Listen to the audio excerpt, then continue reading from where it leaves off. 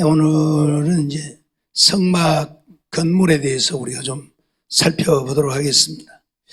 그동안에는 이제 번제단과 물두멍에 대해서 우리가 좀 살펴봤는데, 이제 성막 건물, 성소와 지성소에 대한 것이죠. 그림부터 먼저 한번 보도록 하겠습니다. 번제단이 있고 물두멍이 있고, 이제 이게 바로 이제 성막이죠. 여기가 성소고 여기가 지성소고. 올려보세요. 이런 모양으로 이제 성전이 지어지죠. 겉에 이제 포장이고 번제단, 물두멍, 그리고 이게 성막, 성소와 지성소로 구분되어지는 것이죠. 올려보세요. 이제 이런 모양인데, 성막이 이런 모양으로 만들어진 것인데, 자, 올려보세요. 널판을 만들려고 했어요. 조각목, 이 가시나무로 널판을 만드는데, 이 길이가 10규빗이고 이 넓이가 1.5규빗.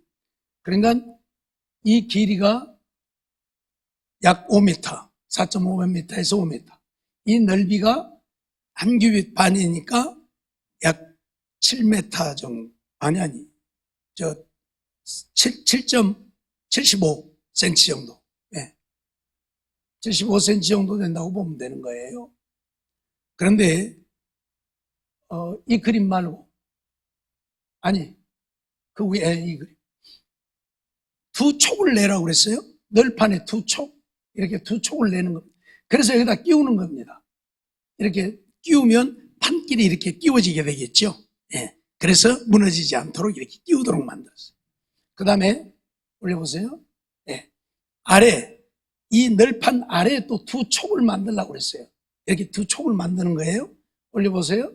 그리고 이제 은받침을 만드는데, 이 널판 하나에 은받침 두 개를 만들려고 그랬어요. 두 촉을 만들었으니까 그걸 끼워 넣을 수 있는 은받침 두 촉을 만들어서 이렇게 끼워 넣는 거예요. 올려보세요. 그러면 이제 이런 모양으로 되겠죠. 이렇게 널판을 맞추어 가지고 성막을 만들라는 것이죠. 그래서 3면이 그렇게 만들어지는 겁니다. 위에 그림. 더 올라가 보세요. 쭉 올라가 보세요. 이거. 이런 식으로 이면, 뒷면, 이면. 그래서 남북, 서쪽. 이렇게 세 면이 이렇게 만들어지겠죠. 이걸 지금 성막을 이렇게 만들라 지금 말씀하셨는 것을 보게 되는데, 자, 아래 그림 쭉 내려가서 한번 보세요.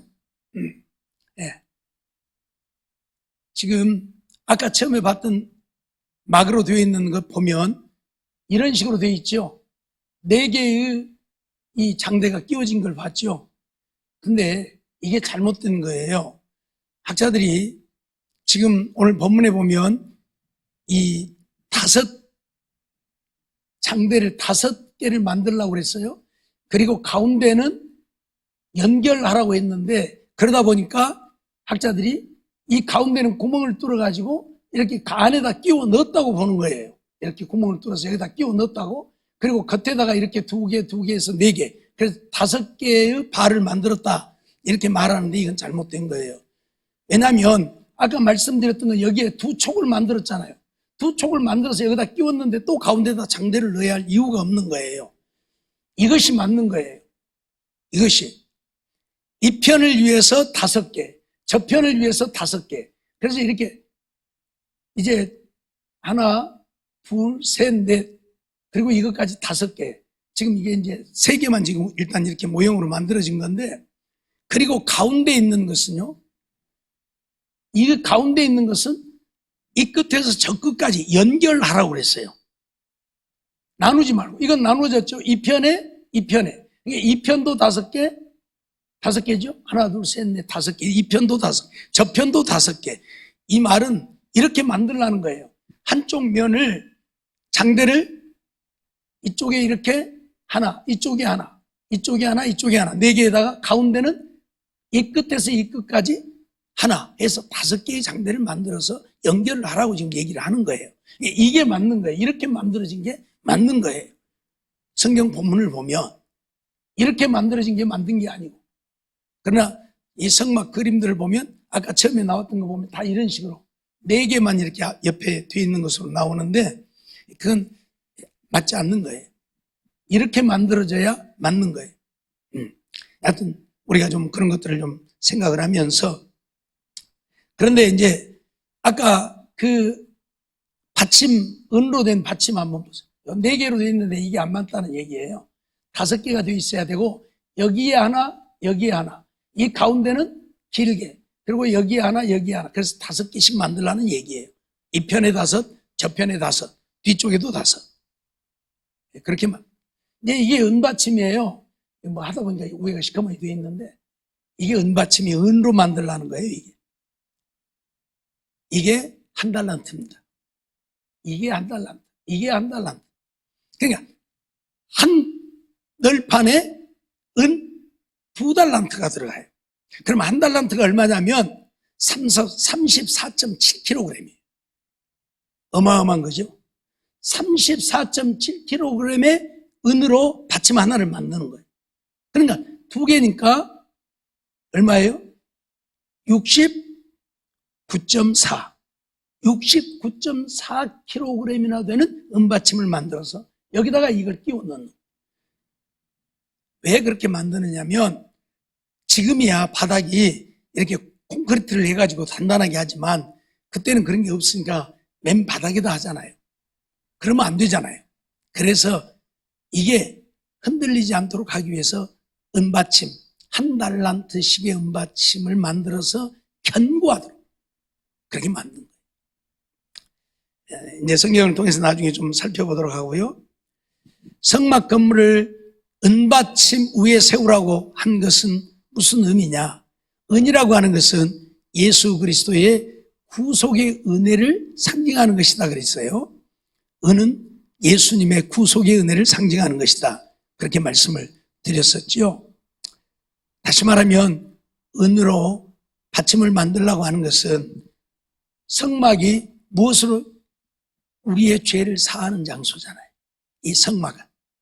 제사장들이 번제단에서 짐승을 잡아 그 피를 그 제단에 뿌리고 남은 피를 가지고 들어가서 성소에 들어가서 그 피를 또 뿌려서 그들의 죄를 사하는 곳이잖아요. 그러니까 이 성막은 우리의 죄를 사하는 곳이에요. 자, 성막 그림 한번 다시 볼까요? 이거 말고. 예, 이거 보면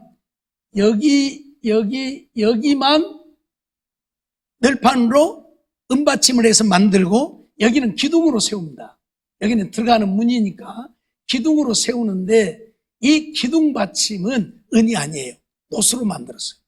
노스로. 그러면 왜? 이 받침들은 전부 은으로 만들어 놓고 세규팅이는 여기는 왜 은이 아닌 노스로 만들었는가 하는 것이죠. 성막이 뭐 하는 곳이다고요? 우리의 죄를 사하는 곳이라는 얘기예요. 그러면 노스는 뭘 상징한다고 그랬죠? 심판을 상징한다고 그랬죠. 이 성막은 결국 이 성소는 우리 인간의 심판을 논하는 장소라는 얘기예요. 심판. 그런데 우리가 죽지 않고 살게 되어지는 것은 예수 그리스도의 구속의 은혜 때문에 우리가 죽지 않고 살게 된다는 얘기예요. 그래서 은으로 이 받침을 만들게 하신 것이에요. 성막의 받침을 은으로 만들어서 예수 그리스도의 은혜로만 우리가 산다. 예수 그리스도의 은혜로만 우리가 구원을 얻는다. 그걸 우리에게 가르쳐주고 있어요. 그러니까 우리 인간은 어째요? 여기 들어가면 살아요? 죽어요? 죽는다니까. 심판의 장소니까. 이게 노스로 만들었다니까. 이 기둥, 들어가는 문에 이 받침은 노스로 만들었다니까. 은이 아니고. 노스로 만든 것은 여기는 심판의 장소라는 얘기예요. 우리가 죽을 수밖에 없는 곳이라는 얘기예요. 여기 들어가면 다 죽으니까. 그런데 우리가 죽지 않고 사는 것은 그리스도의 구속의 은혜 때문에 산다는 걸 가르치기 위해서 여기는 또 은으로 만들어서 예수 그리스도를 통해서 우리가 구원을 얻는다는 사실을 가르치고 있는 거예요. 오늘 우리는 예수 그리스도가 아니면 어째요? 살 길이 없는 거예요. 우리는 하나님 앞에 심판받아 죽을 수밖에 없는 인생. 무슨 말인지 이해가 됩니까? 그런데 예수 그리스도의 은혜로 우리가 산다는 걸 가르치고 있는 거예요. 고린도전서 3장 10절로 11절 말씀 보면 바울 사도는 그렇게 우리에게 가르치고 있죠. 내게 주신 하나님의 은혜를 따라 내가 지혜로운 건축자와 같이 터를 닦아둠에 다른 이가 그 위에 세우나 그러나 각각 어떻게 그 위에 세우기를 조심할지니 이 닦아둔 것 위에 능히 다른 터를 닦아둘 자가 없으니 이 터는 곧 예수 그리스도라 그렇게 말씀하고 있죠. 그러니까 이 터는 예수 그리스도라고 얘기를 분명히 하고 있죠. 바울이 이 터를 닦아두었다고 하는 것은 예수 그리스도만이 우리가 믿어 구원을 얻을 수 있는 우리의 구주가 된다는 것을 지금 얘기하고 있는 거예요. 이 터 외에 다른 터가 없다. 우리가 구원을 얻을 수 있는 것은 예수 그리스도의 은혜뿐이다. 그걸 얘기하고 있다. 성막을 통해서 이미 예수 그리스도의 은혜가 아니면, 우리를 구원하신 구속의 은혜가 아니면 우리는 살 길이 없다는 것을 가르치고 있다는 이야기지요. 그런데 이 은은 어디서 나서, 좀 그냥 올려놔요. 내 얼굴 안 보여도 괜찮아. 이 은은 어디서 나서 이걸 만들었느냐? 그러죠? 어마어마한 은이 들어갔죠? 자그만치 받침이 몇 개냐면 100개가 됩니다. 100개. 그럼 100달란트가 들어갔다는 이야기예요. 은 100달란트가. 어마어마한 은이 들어갔어요. 뭔 말인지 이해가 돼요? 어마어마한 은이 들어갔는데 이 은이 어디서 나온 은이냐 그 말이에요. 백성들이 낸 속전입니다. 백성들이 하나님 앞에 바친 속전으로 만들어진 겁니다. 출애굽기 38장 26절로 28절 말씀 보면요, 조사를 받은 자가 20세 이상으로 60만 3,550명인즉 이가 누구죠? 애굽에서 나올 때 계수함을 받은 자의 수지요. 60만 3,550명. 이스라엘 백성들이 애굽에서 해방되어 나왔을 때 하나님이 그 수를 계수하라고 했어요. 20세 이상으로 60세까지 전쟁에 나갈 수 있는 자, 그들을 계수하라고 했어요. 그랬더니 그 수가 60만 3,550명이었어요. 성소의 세겔대로 매인에게 은 한 배가 곧 반 세겔씩이라 한 사람당 반 세겔을 내도록 했어요. 은 100달란트로 성소의 판장 받침과 문장 기둥 받침 합 100을 부어 만들었으니 매 받침에 한 달란트씩 합 100달란트요 1775세겔로 기둥 갈고리를 만들고 기둥 머리를 싸고 기둥 가름대를 만들었으며 라고 말씀을 하고 있어요.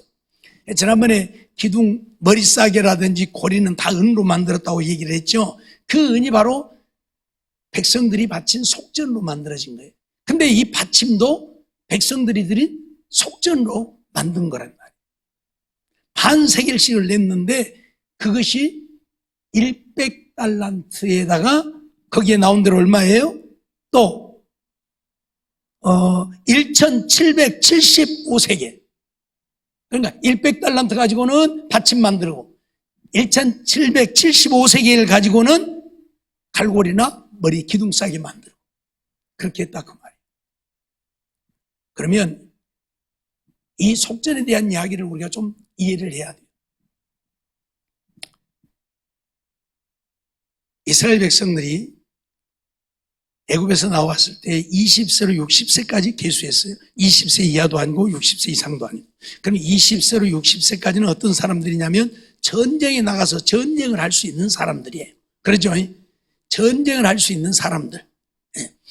다윗이 인구조사를 했을 때에도 20세에서 60세.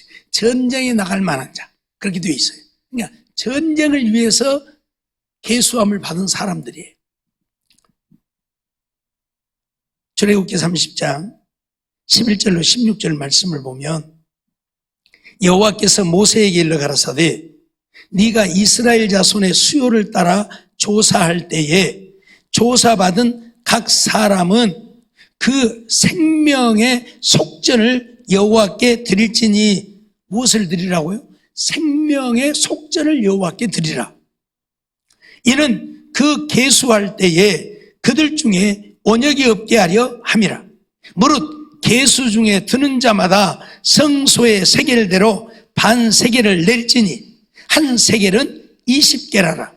그 반 세겔을 여호와께 드릴지며 무릇 계수 중에 드는 자 곧 20세 이상 된 자가 여호와께 드리되 너희의 생명을 속하기 위하여 여호와께 드릴 때에 부자라고 반 세겔에서 더 내지 말고 가난한 자라고 덜 내지 말지며 너는 이스라엘 자손에게서 속전을 취하여 회막의 봉사에 쓰라. 이것이 여호와 앞에서 이스라엘 자손의 기념이 되어서 너희의 생명을 속하리라. 그렇게 말씀을 하고 있어요. 자, 이스라엘 자손에게서 속전을 취해서 회막의 봉사에 쓰라. 회막을 만드는 데 쓰라 그 말이에요. 그래서 그거 가지고 받침도 만들고 갈고리도 만들고 기둥싸개도 만들고 했다 그 말이에요. 했다 그 말이에요. 이 은을 가지고 무엇? 속전 가지고. 속전 가지고. 속전이 뭐냐? 대속물을 바침으로 죄를 속한다는 이야기예요. 대속물로. 내가 죄를 지었어요. 내 대신에 다른 대속물. 여기서 말하는 속전을 내서 내 죄를 사함받는. 그걸 속전이라 그래요. 속전. 즉 인간을 구하거나 몸값을 지불하기 위해 대속물로 바치는 것. 그게 속전이에요. 내 몸값 대신 하나님께 드리는 것이 속전이다 그 말이에요. 내 몸값 대신에. 그럼 우리가 왜 몸값을 내야 되는가? 그것도 20세 이상으로 60세까지 전쟁에 나갈 만한 사람들만 왜 몸값을 내는가? 나머지는 안 낸다니까요. 백성이라도 20세 이하나 60세 이상은 속전 안 내요. 누구만 내? 계수함에 든 사람들만 속전을 낸다니까요. 근데 왜 그들은 속전을 내야 되냐 그 말이에요. 20세 이하는 왜 자기의 몸값을 안 내도 되고 왜 전쟁에 나갈 만한 사람들만 속전을 내느냐 그 말이에요. 그러잖아요. 예? 거기에는 그럴 만한 이유가 있어서 그래요. 첫째는 자신의 생명을 위한 속전인데, 자, 전쟁에 나가는 사람은 그 전쟁이 하나님의 명령에 의해서 되어진 정전이고 하나님이 허락하셔서 가서 전쟁을 합니다. 그럼 전쟁을 하면 어째요? 사람을 죽여야 되잖아요. 죽여야 되죠. 이유가 없어요. 하나님의 명령을 따라서 전쟁을 했든 어쨌든 간에 전쟁에 나가는 사람은 저걸 죽여야 돼요. 죽여야 되잖아요. 근데 하나님은 뭐라고 말씀하느냐면 사람을 죽인 자는 반드시 죽일지니라고 경고를 하고 있어요. 사람을 죽이면 된다, 죽이면 안 된다? 안 된다는 얘기잖아요. 그런데 죽일 수밖에 없잖아요. 전쟁에 가면.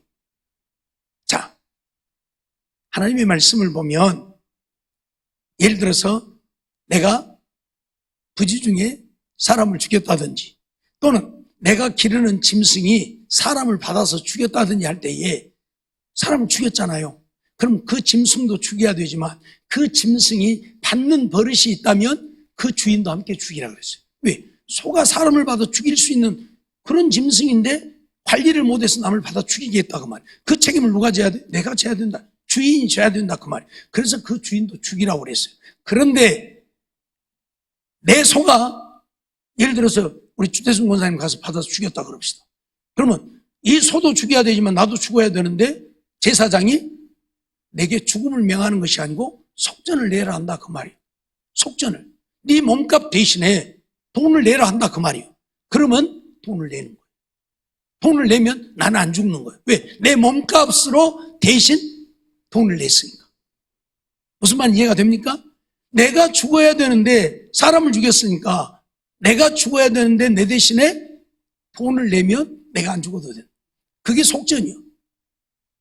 내 생명의 값을 대신 내는 것이 돈이니까. 그래서 전쟁에 나가는 사람은 사람을 죽여야 돼.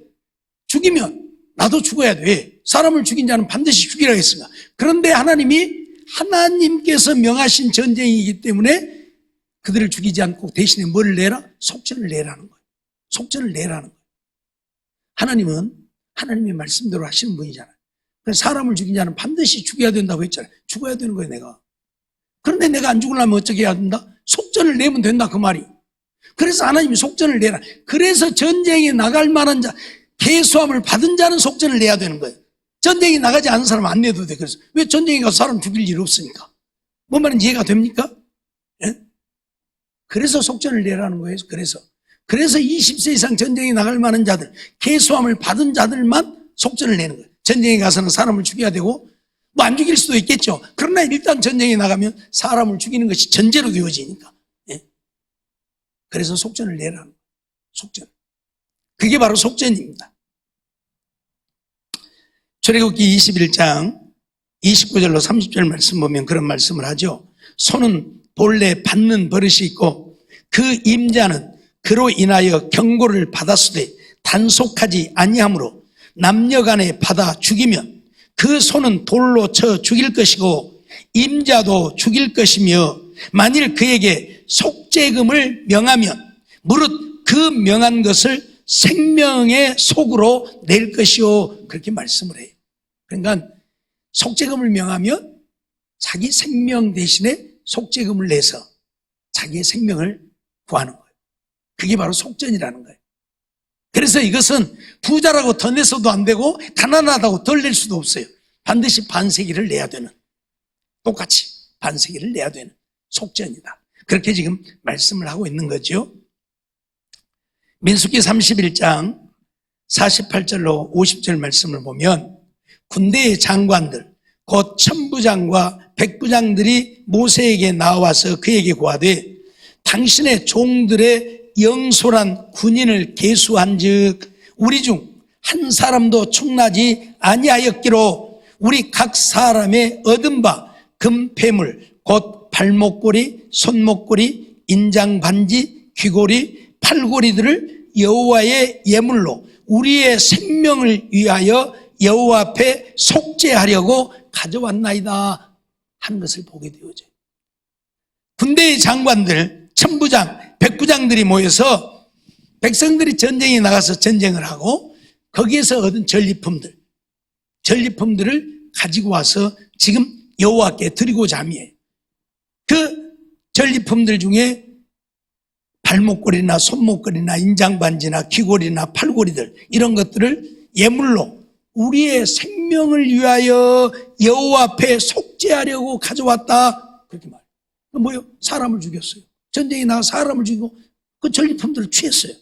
그렇기 때문에 사람을 죽인 대가를 지불해야 돼. 내가 대신 죽어야 돼. 나도 사람을 죽였으니까 나도 죽어야 돼. 그런데 어째요? 여호와 앞에 속죄하려고 예물을 드린다. 그게 바로 속전이라는 거예요. 그게 바로 속전이라는 거예요. 그러니까 속전이라고 하는 것은 내 생명을 돈 주고 사는 거예요. 돈 주고 사는 거예요. 내 생명. 그래서 전쟁에 나갈 20세 이상 60세까지 사람들만 속전을 내는 거예요. 무슨 말이 이해가 되죠? 예. 두 번째로는 이 속전은 언역으로부터서 구원받기 위함입니다. 언역으로부터 구원받기 위함입니다. 처음 이스라엘 백성들이 애굽에서 해방되어 나왔을 때는 하나님이 그들의 수를 계수하라고 해서 했지만 그때는 전쟁과는 상관이 없는 거예요. 수가 얼마인지를 알고자 해서 했지만 나중에 다윗이 인구를 조사하게 되어집니다. 그런데 이것 때문에 무슨 일이 벌어지냐면 이스라엘 백성들이 하나님의 진노로 언역으로 인해서 7만 명이 죽음을 당하는 일이 벌어져요. 무엇 때문에요? 다윗이 인구조사한 것 때문에. 그럼 왜 인구조사한 것 때문에 하나님이 진노를 하셨느냐? 인구를 조사한다고 하는 것, 20세 이상 60세 되는 수를 조사한다고 하는 것은 전쟁에 나갈 만한 사람들을 조사하는 것인데 전쟁에 나갈 만한 사람들을 조사하는 것이 왜 잘못이냐? 하나님을 의지 않고 사람을 의지합니다. 그 말이에요. 전쟁에 나갈 만한 수가 몇 명인가? 그러면 전쟁에 나갈 만한 사람들이 이렇게 많구나. 전쟁에 나가면 내가 문제없이 이기겠구나. 이렇게 되어진다 그 말이에요. 인구를 조사해놓고 보면. 무슨 말인지 알겠어요? 그러니까 그건 뭘 말하느냐면 하나님을 의지하지 않고 사람을 의지함이에요. 인구를 조사한다고 하는 것은 사람을 의지함이에요. 군사가 얼마나 되는지, 전쟁할 수 있는 자가 얼마나 되는지, 내가 전쟁에 가서 이길 수 있는지 없는지 그걸 보고자 합니다. 그 말이에요. 물론 사무엘하 24장에 보면 하나님이 이스라엘 백성들을 징계하시려고 다윗으로 하여금 인구를 조사하게 합니다. 그러나 어떻든 다윗은 인구 조사 때문에 하나님 앞에 세 가지 시험을 받게 되어졌고 마지막 온역을 선택했다가 7만 명이 죽게 되는데 사무엘하 24장 1절로 2절 보면요, 여호와께서 다시 이스라엘을 향하여 진노하사 저희를 치시려고 다윗을 감동시키사 가서 이스라엘과 유다의 인구를 조사하라 하신지라. 왕이 이에 그 곁에 있는 군대 장관 요압에게 이르되 너는 이스라엘 모든 지파 가운데로 다니며 단에서부터 브엘세바까지 인구를 조사하여 그 도수를 내게 알게 하라. 그렇게 명령을 해요. 이 명령을 받은 요압이 아니 왕이시여 못하는데 인구를 조사하려고 합니까? 그건 하나님 앞에 옳지 않습니다. 못하게 해요. 그럼에도 불구하고 다윗이 불같이 오령을 내려서 요압은 왕의 명령이니까 인구를 조사할 수밖에 없어서 하게 되죠. 인구를 조사하고 다윗에게 와서 보고를 했는데 하나님이 나단 선지자를 보내어서 다윗에게 진노하시죠. 그래서 온역을 선택했다가 그 온역에 7만 명이 죽어요. 사무엘하 24장 10절 보면 다윗이 인구수를 조사한 후에 그 마음에 자책하고 여호와께 아뢰되 내가 이 일을 행함으로 큰 죄를 범하였나이다. 여호와의 이제 간구하옵나니 종의 죄를 사하여 주옵소서.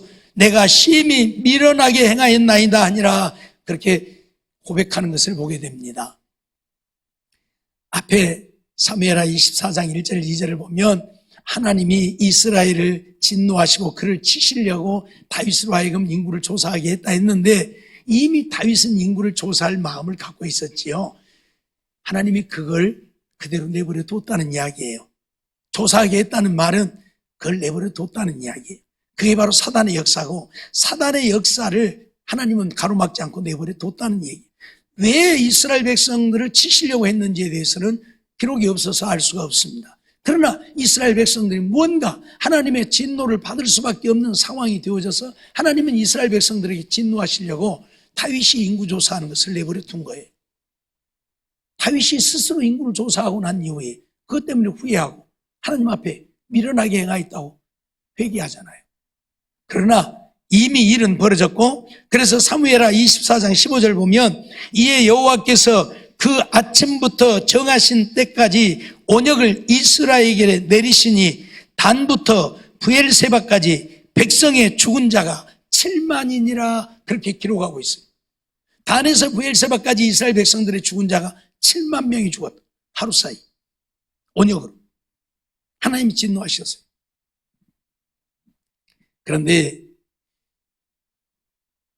이스라엘 백성들이 이 속전으로 인하여 온역에서 하나님의 진노를 피하게 하시려고 하나님은 속전을 내게 했다. 이미 다 죽게 된 거잖아요. 하나님이 진노를 거두지 않으면 온역이 온 전국을 휩쓸어서 온 나라 백성들이 다 죽을 거예요. 그런데 하나님이 속전을 내게 하시고 출애굽기 30장 12절 아까 보았는데 말씀 보면요, 네가 이스라엘 자손의 수요를 따라 조사할 때에 조사받은 각 사람은 그 생명의 속전을 여호와께 드릴지니 이는 그 계수할 때에 그들 중에 온역이 없게 하려 함이라. 속전을 왜 내라고 했냐면 그들 중에 온역이 없게 하려고 속전을 내게 했다 그 말이에요.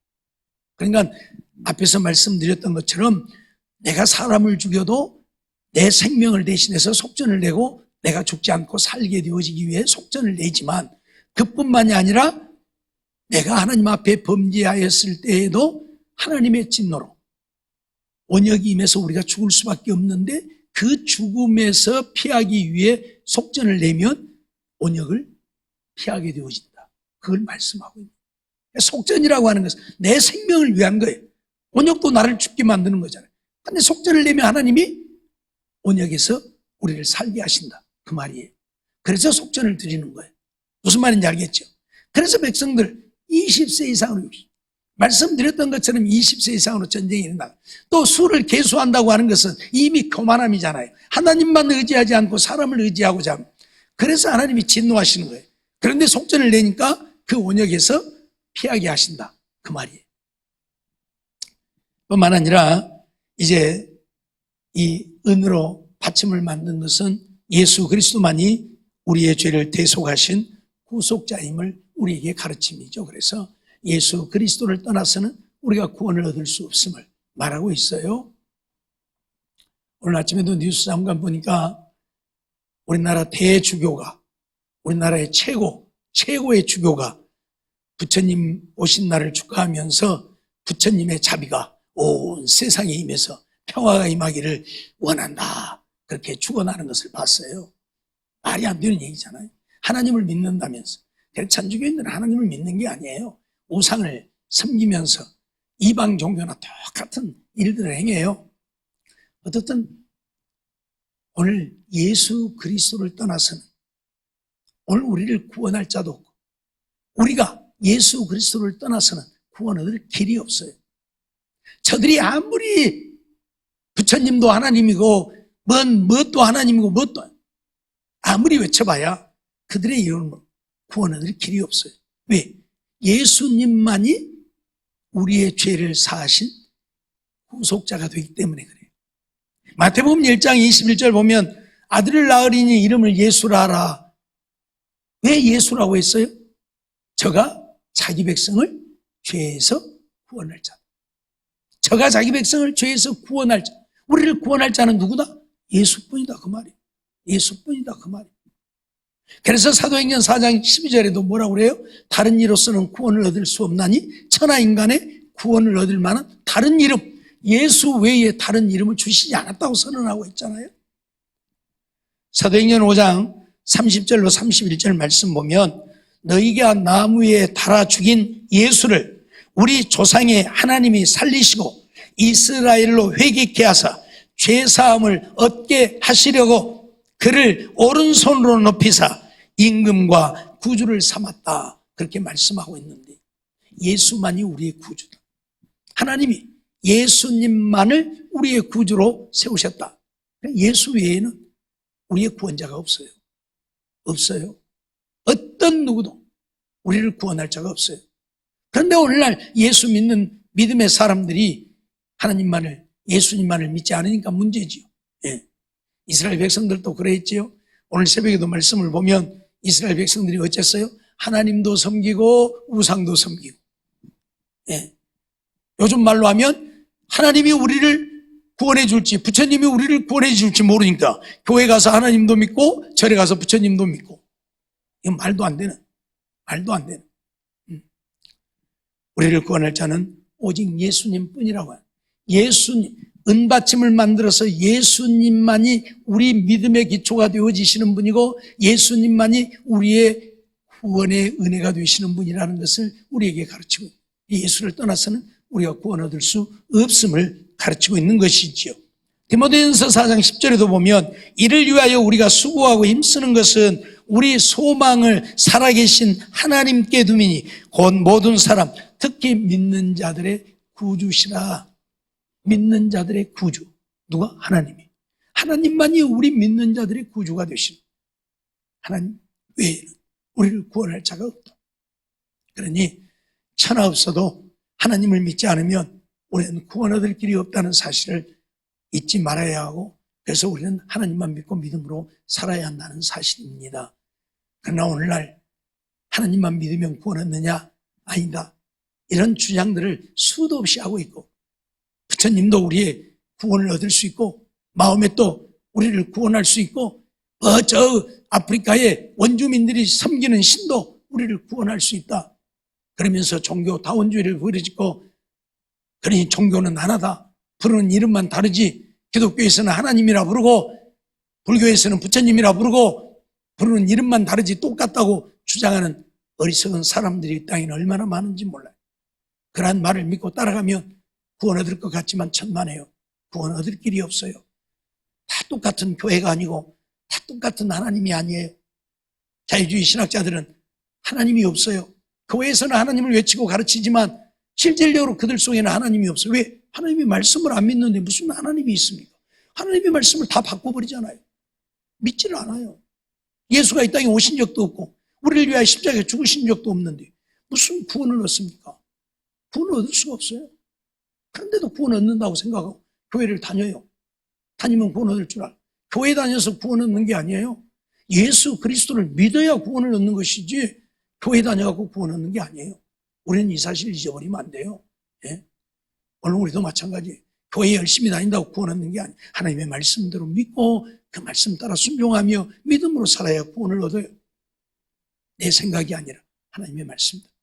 그래서 우리 모두 믿음의 사람들로 예수 그리스도만이 우리의 구주이시고 구원자이시고 예수님을 떠나서는 구원 얻을 길이 없음을 믿고 주님을 따라 사는 우리가 되어서 다 주님 앞에 우리의 믿음을 인정받는, 그래서 주의 주신 은혜와 복을 누리며 살다 주님 부르실 때에 하나님 나라에 가는 우리 모두가 되어지기를 주의 이름으로 축원합니다.